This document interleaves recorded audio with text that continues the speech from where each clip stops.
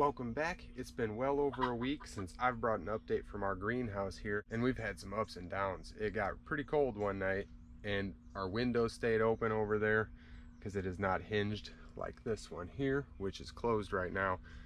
But thankfully we had a super warm spell after that and everything is just flourishing in here. With those cold temperatures we received, most of the country received some freezing temperatures here. We had lost some foliage on some of our plants, but they are not dead. I want to talk about that today, and I want to talk about our cuttings that we got rooted over winter and where our best success was with our rooted cuttings. All right, this is our shelf with all of our berries and bushes on here. We had our cold hardy kiwi. This was full of life right here. We had a ton of growth. It all wilted back and died, but you can see all those green nodes coming back. The frost we got didn't kill the plant, but it did start to change some of our coloration in here on some of our plants, like our blueberries. You can tell it got cold in here, but not enough to do any damage. And the service berry showed up in the mail almost dead, so we are reviving this back to life. We're getting a few nodes that are producing some furry buds, so we're hopefully going to have success with the service berry tree. That is going to be a very large tree and produce lots of food for us and our animals. So really the only issues we had with the frost was this cold hardy kiwi and this one. We had a male and a female. We ordered 2 more right after this happened. Even though these are still alive, now we will have 4. We will have 2 males and 2 females now. You can never have too many plants. So I want to talk about our rooted cuttings and our Bartlett pears that we did an experiment with this winter. We had some outside and some inside the greenhouse. So we've got our nice solar heat sink back here. You can see some of the paint is flaking off, which I don't like. I'm gonna just buy black buckets next time. That way I don't have to have any type of residue laying down in our greenhouse here. But what I want to show is the life coming off. You can see all of these were cut at the top. We trimmed them and pruned them, and darn near every single one has thrown off leaves for us. They've been in here for a couple months, so when we get to removing our solar bank there, we are going to dig all of these out and plant them with the intentions of spreading our food forest down at our 3-acre property. I'm shocked by the percentage rate of cuttings that are actually throwing leaves off. We've only got this one right here.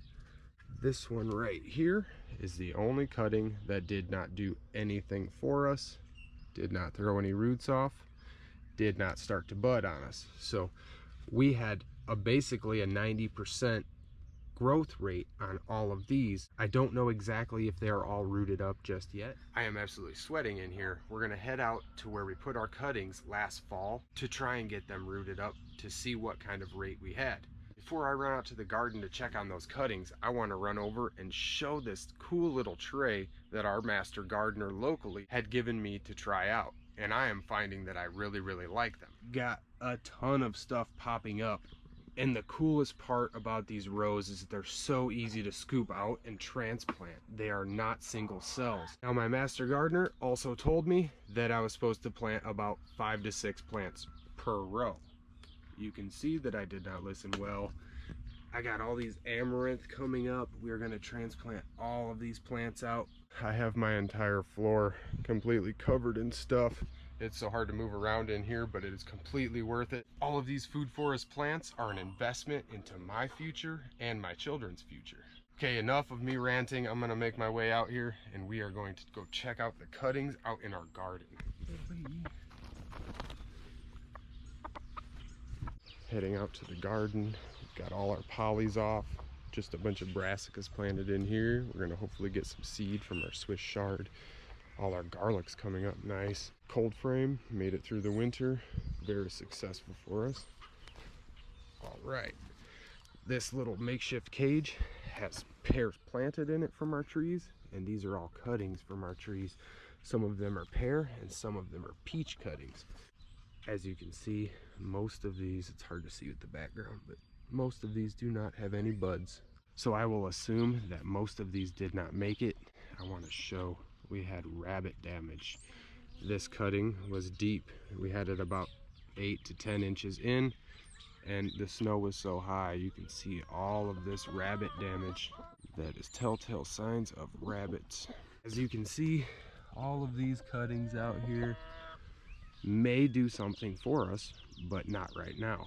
Having a greenhouse is the most successful way to root cuttings throughout the winter time. I have about a 50% rate outside.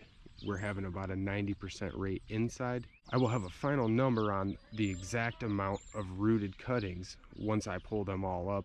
So we got all our cuttings right in here, but I planted some Bartlett pears. We got several of them slowly emerging through all of this compost we planted them in.